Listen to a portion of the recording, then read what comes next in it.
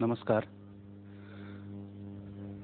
मराठीतले ज्येष्ठ कवी विंदा करंदीकर यांचं आज दुःखद निधन झालंय.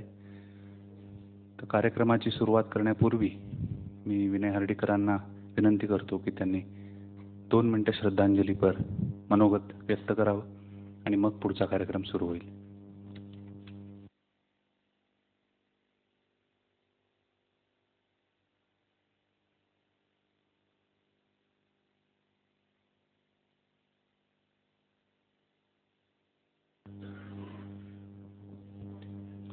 नव्या आयडिओलॉजीच्या शोधासाठी आलेल्या विद्वान रसिक बंधू भगिनींना,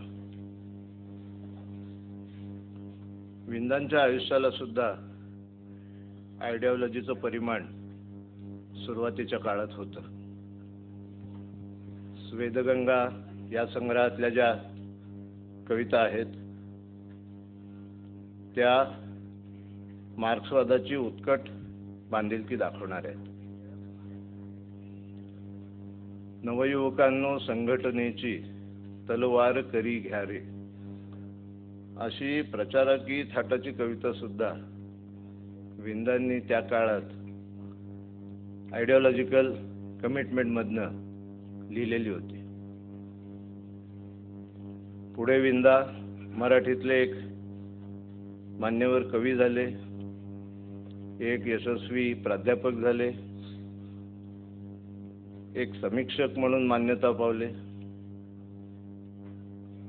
अरिस्टॉटलच्या काव्यशास्त्रासारख्या अत्यंत महत्त्वाच्या गहन ग्रंथाचं मराठीतलं अत्यंत उत्कृष्ट भाषांतर त्यांनी केलं. राजा लिअर हे शेक्सपियरच्या किंग लिअरचं विंदांनी केलेलं जे रूपांतर आहे, भाषांतर आहे, ते शब्दशः आहे आणि पुन्हा शेक्सपियरनी ज्या छंदामध्ये आपली नाटकं लिहिली त्या आयंबिक छंदाचा मराठीत प्रयोग करून त्यांनी लिहिलंय. हे इंग्रजीत ज्याला मॉन्युमेंटल म्हणतात, असं भव्यतम अशा स्वरूपाचं काम विंदांनी केलं. विंदांनी ललित लेखन केलं. विंदांनी काव्य वाचनाची एक नवी प्रथा पाडगावकर आणि बापट यांच्या साह्याने महाराष्ट्रात आणली, रुजवली. त्यांना सगळे सन्मान मिळाले. साहित्य संमेलनाचे अध्यक्ष ते कधी झाले नाहीत, हा सुद्धा सन्मानच म्हणावा लागेल. विंदांचं आयुष्य तृप्त होत. आवडीनिवडी अतिशय तीक्ष्ण होते. माणसांच्या बद्दलची मतं अतिशय स्पष्ट होती. त्यांना जेव्हा ज्ञानपीठ मिळालं तेव्हा मी त्यांना फोन केला होता आणि म्हटलं 3 जण शिल्लक होती, त्याच्यात तुम्हाला मिळालं. तर म्हणाले 3 जण कोण? तर म्हणले एक शिरूभाऊ म्हणजे श्रीना पेंडसे, दुसरे गंगाधर गाडगीळ आणि तिसरे तुम्ही. विंदा मला म्हणाले तुमची 3 नावांची निवड अगदी अचूक आहे, पण शिरूभाऊला जर मिळालं असतं तर ते जास्त उचित झालं असतं. हा विंदांचा उमदेपणा. एकेकाळी मी त्यांचा अत्यंत जवळचा मित्र होतो. त्यांचा अनेक वर्ष मी त्यांच्यावर जनांचा प्रवाह चाललेल्यामध्ये टीका केल्यामुळे ते मला ओळख सुद्धा देत नसत. असं विंदांच्या बाबतीत दोन्ही अवस्थातनं मी गेलेलो आहे. पण शेवटी मात्र पुन्हा संबंध पुन्हा मैत्रीचे प्रस्थापित झालेले होते. जास्त बोलायचा प्रसंग नाही. विंदांची एक फार कमी गाजलेली म्हणू किंवा फार कमी लोकांनी विचारात घेतलेली मी कविता आपल्यापुढे सादर करतो. नंतर आपण सर्वजण 1 मिनिट उभं राहून विंदाला श्रद्धांजली वाहू आणि मग पुढचा कार्यक्रम सुरू होईल. ही ईव्ह नावाची कविता आहे. ॲडम आणि ईव्ह हे ख्रिश्चन धर्माप्रमाणे आद्य जोडपं स्वर्गातून जमिनीवर आलं, मानवजातीचा जन्म झाला. आणि ख्रिश्चॅनिटीची श्रद्धा अशी की ईव्हनी ते ज्ञानतरूचं फळ चाखलं, हे महत्पाप केलं आणि म्हणून त्या दोघांना स्वर्गातून या मर्त्यलोकात पाठवण्यात आलं. विंदांची कविता समजावून सांगण्याची गरज नाही, मला कळतं. एवढंच सांगायचं की ह्या कवितेमध्ये ईव्हनी हे जे पातक केलं असा ख्रिश्चन धर्मियांनी अर्थ घेतला. विंदा असं म्हणतात की ईव्हनी मानवजातीवर फार मोठे उपकार केले. स्वर्ग सुखाला तू नच भुललीस, तू नच नमिले सुलतानी बळ. स्वर्ग सुखाला तू नच भुललीस, तू नच नमिले सुलतानी बळ. अनंत मरणे घेऊन माथी, ज्ञान तरूचे चाखियले फळ. आणिक जेव्हा कमलकळी सम, हात फळास्तव केला त्वा वर. ज्ञान तरूही लवला खाली, नमन तुला करण्याला सादर. त्या तुझिया एका पापाने मानवता झाली तेजोमय.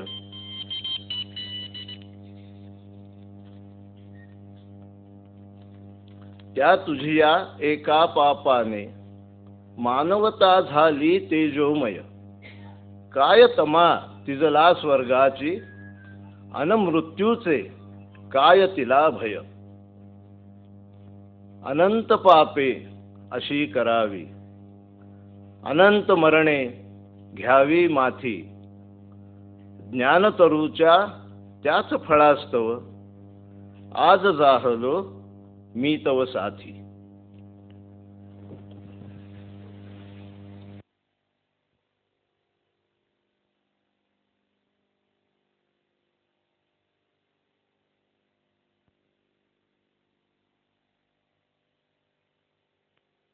नमस्कार. विनय हर्डीकर 60 च्या निमित्तानं आयोजित आयडिओलॉजीच्या शोधात भारत आणि जग या परिसंवादासाठी जमलेल्या आपणा सर्वांचं मी मनपूर्वक स्वागत करतो. व्यासपीठावर 4 वक्ते या परिसंवादासाठी येणार आहेत. त्यांना मी व्यासपीठावर येण्याची विनंती करतो. श्री भानू काळे, प्राध्यापक सदानंद मोरे, रावसाहेब कसबे आणि श्रीमान अरुण टिकेकर.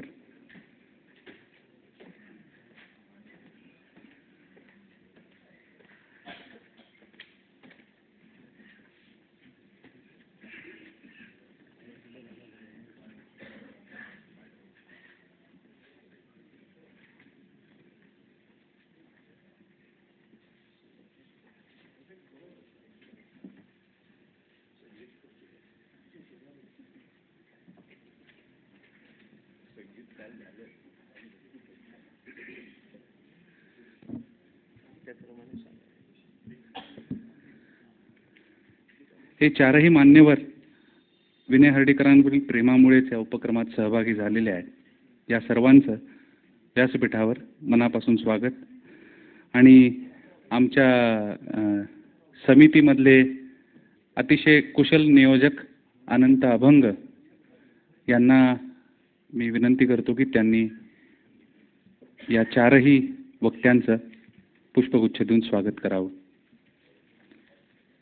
माननीय भानू काळे,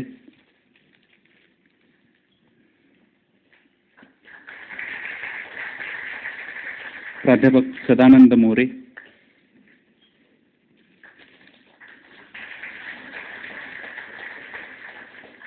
माननीय रावसाहेब कसबे,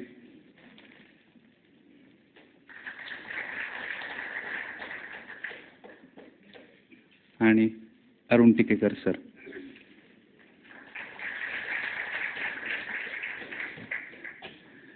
या 2 दिवसाच्या उपक्रमामध्ये आपण विनय हर्डीकर कार्यकर्ता लेखक माणूस हे जे प्रदर्शन बाहेर पाहिलं, त्या प्रदर्शनाचं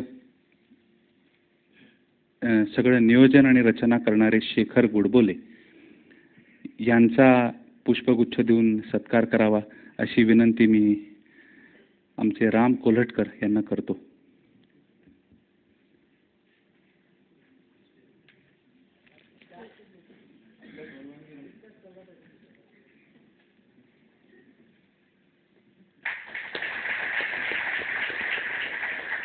त्याचप्रमाणे या सर्व उपक्रमाचं ध्वनिमुद्रण ध्वनिचित्रमुद्रण करणारे श्री विलास पाठक यांना विनंती करतो की त्यांनी येऊन पुष्पगुच्छ स्वीकारावा. विनय हर्डीकरांना विनंती की त्यांनी पाठकांचा सत्कार करावा.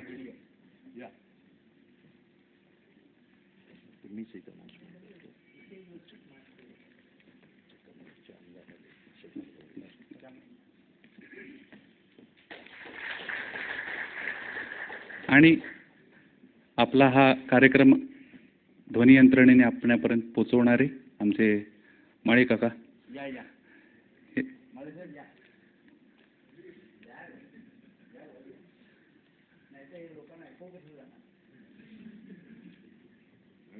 मला वाचता येत नाही.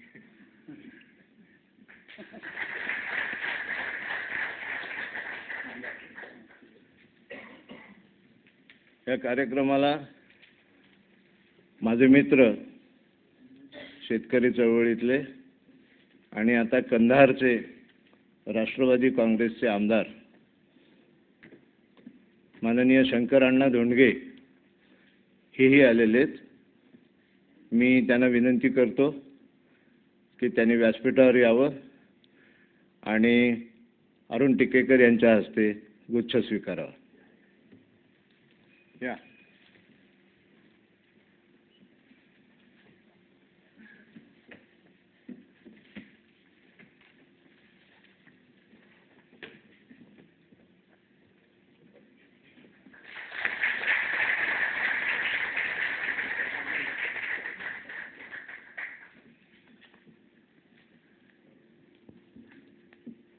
आज या परिसंवादाच्या पूर्वी विनय हर्डीकरांविषयी काही बोललं जावं अशी समितीची इच्छा होती. त्याप्रमाणे आमचे रामभाऊ डिंबळे आज इथे उपस्थित आहेत. ते विनय हर्डीकरांच्या विषयी बोलणार आहेत. आयडिओलॉजीच्या शोधात भारत आणि जग तसेच विनयरावही आहेत. त्यामुळे रामभाऊंनी त्यांना खूप जवळून अनेक वर्ष पाहिलेलं आहे. तेव्हा रामभाऊंचाही पुष्पगुच्छ देऊन सत्कार करावा अशी मी विनंती विनयरावांना करतो.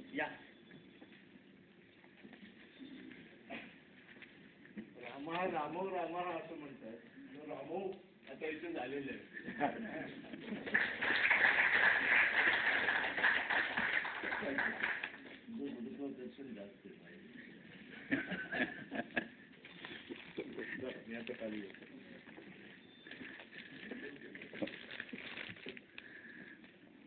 या षष्टब्दीपूर्ती समारंभाचा पूर्वार्ध आज संपेल आणि उत्तरार्ध एप्रिल 10 आणि 11 या 2 दिवसात आयोजित केलेला आहे.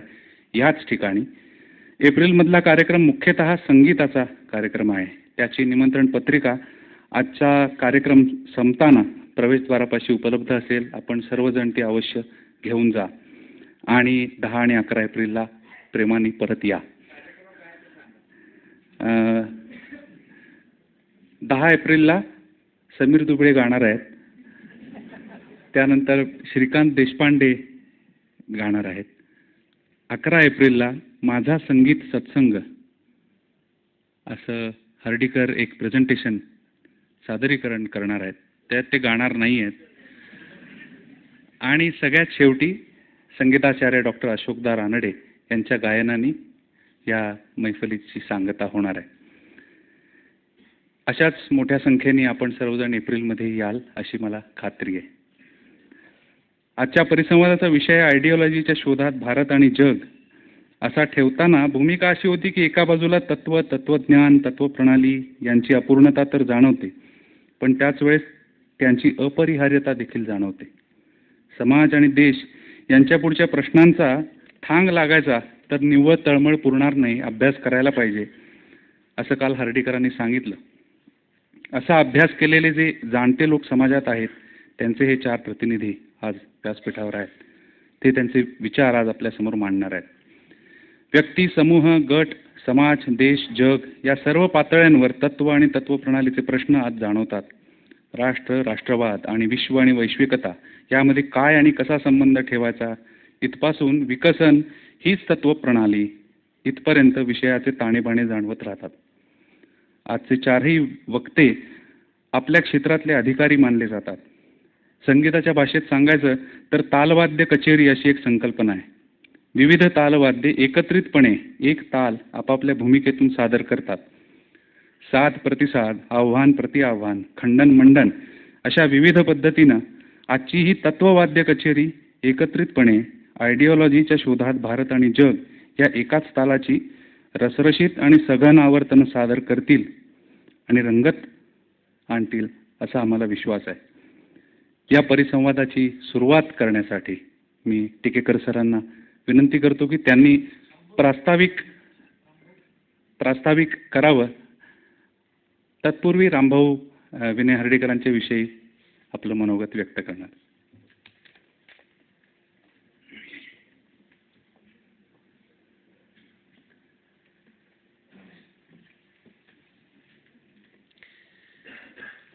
व्यासपीठावरील प्रगाढ अभ्यासानं सर्वांना परिचित असलेले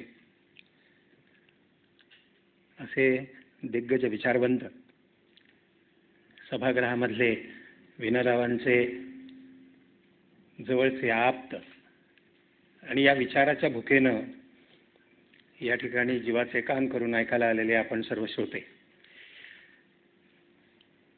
आपल्या सर्वांचे मित्र विनयराव हर्डीकर. आम्ही आमच्या प्रबोधिनीच्या सवयीमुळे विनयला विनयराव असं म्हणतो, पण आम्ही खाजगीत भेटलो तो विनय हा विनय सुद्धा राहत नाही, तो विनया होतो. आणि माहितीच आहे की माणसाला वयाच्या 60पर्यंत याकारांत नावाने हाक मारणारा कुणी जर शिल्लक असला तर तो नशीबवान माणूस. नाहीतर सगळ्यात प्रतिष्ठित माणूस होत जातो आणि त्याला विन्या कोणी म्हणत नाही, राम्या कोणी म्हणत नाही. तर असा याकारांत हाक मारणारा आमचा उमदा मित्र हा आता वयोवृद्ध वगैरे होणार याचा धसका घेऊन आम्ही आता त्याच्यात काय बदल होणार असा जणू काही अंदाज बांधत या ठिकाणी जमलो आहोत. विनयबद्दल काल असं म्हणाले लोक की तो तरुण असतानाच असा ज्ञानवृद्ध तपवृद्ध दिसत होता. म्हणजे त्याचे केस काही उन्हा पातानानं पिकलेले नाहीत. मग खूप विचार करून असा प्रगाढ व्यासंग करून असा काही बसलेला खल करत बसलेला तो कधी दिसत नाही. जुगलबंदी चालावी तशा गप्पा आणि तसे संवाद असं करत राहणारा ताजा माणूस हा असा कसा काय पिकला असं तेव्हा सुद्धा लोकांना वाटत असे. आता तर वाटतच आहे. केवढा आनंद त्या निमित्त आम्हा सगळ्यांना की माणसं आहे तेवढीच राहतात किंवा एकाच सुरानं चालत राहतात, पण ज्याला धुमारे फुटतात, असा चहुदिशांनी उमललेला फुललेला असा आपल्यातला कोणी असला की ते भांडवल आपल्याला आयतच वापरता येतं. तसा हा विनय हा चहूबाजूनी कसा फुलला आहे हे काल आणि आज आपल्याला दिसतं आहे. विनयच्या नावातच फक्त विनय आहे, कारण त्या नम्रतेला काही त्यांनी फार मोल दिलेलं नाही. आणि प्रबोधिनी सारख्या आमच्या संघटनेमध्ये असा बुलीन चायना शॉप असा माणूस हा लोकांनी सोसला. त्याचं कारण असं की त्याचं जे आंतरमूल्य जे आहे हे समजणारा पारखी अशा प्रकारचा गुरु आम्हाला डॉक्टर आप्पासाहेबांच्या रूपानं भेटलेला होता. त्यांना अशी बंडखोर मुलं आवडत आणि रंकाचा राव करायचा तशासारखा पाचवीतला काही न कळणारा येडाबाडा माणूस त्याला जरा अहो जाओ म्हणून हाक मारली की त्यालाही वाटायचं की आपण जरा आता मोठं व्हायला हवं किंवा आपण झालेलोच आहोत. तर या पद्धतीने मुलं मोठी करायची आणि ती सगळी मुलं खाकोटीला मारून पळवायची ती समाजाच्यासाठी आणि ती एखाद्या प्रश्नाला भिडवायची. ही प्रबोधिनीमधली अप्पांची विशेष खास अशी पद्धत आणि त्याला जिव्हाळ्याची जोड द्यायची की ती नाळ कधी तुटताच कामा नये. आणि अशा नाळेनं जोडलेल्या माणसामध्ये हा अवखळखोंड असा आमच्याबरोबर होता. आणि त्याचं सगळं जे काही एक वैचारिक औद्धत्य हे कौतुकानं बघावं अशा प्रकारचं असायचं. त्यांनी स्पष्ट वक्तेपणाचं काल स्वतःचं वैशिष्ट्य सांगितलं. ते स्पष्ट वक्तेपण असतं अनेक लोकांमध्ये आणि पुण्यात तर फारच असतं, परंतु ते कापणारं चिरणारं अशा प्रकारचं जे स्पष्ट वक्तेपण आहे त्यातून काही साधत नाही. पण विनयच्या अंतःकरणात पोटामध्ये काहीतरी घडलं पाहिजे ही भूक असलेला कार्यकर्ता असल्यामुळे त्याचं स्पष्ट वक्तेपण एखाद्या सर्जनच्या सुरीसारखं चालणारं असं होत.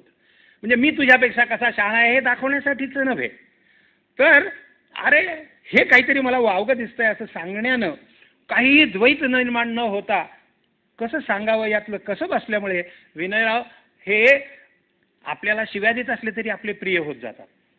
म्हणजे मला आणि माझ्या घरच्यांना आवर्जून शिव्या देणारा हा मित्र जो आहे ह्याच्याबद्दल आमच्या घरामध्ये प्रतिक्रिया का नाही, जिव्हाळाच का आहे, तर त्याचं कारणच आहे त्याच्या त्या सगळ्या वार करण्यामध्ये किंवा त्याच्या त्या सगळ्या शब्दक्रियेमध्ये कसला विखार नाहीच, एक विलक्षण जिव्हाळा आहे.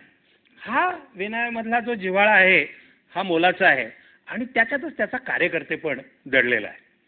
विनय एका जागी थांबला नाही, काही विशेष त्याच्यामध्ये नाही, वाढत राहणारा माणूस हा चहुदिशांनी जातो. आमची ज्ञानप्रबोधिनी म्हणजे एक आग्रह धरून सातत्यानं व्रतासारखं तपस्वीपणानं काम करणारी संघटना. त्यात कार्यकर्त्यांनी तसंच करावं अशी अपेक्षा जरी असली तरी आप्पासाहेब एक अशा प्रकारचे सर्जक असे होते की तुला नवीन काय सुचलं असं आग्रहानं ते विचारत. आम्ही त्यांना एखादं काही वृत्त लिहून पाठवलं की त्याच्यावर सही करून परत पाठवताना नवे काय सुचले असं म्हणून प्रश्न विचारणारा अशा प्रकारचा बॉस आम्हाला लाभलेला होता.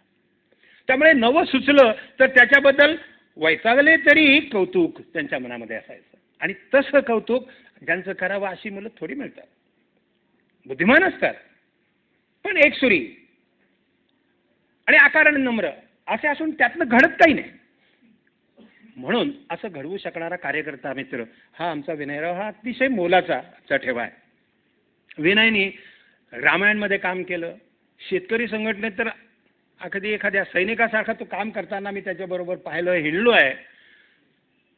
मी मुळातला तांबड्या मातीमधला खेडूत माणूस आणि हा विनय शहरी माणूस, परंतु तो आमच्यापेक्षा अर्क असा गाववाला झाला.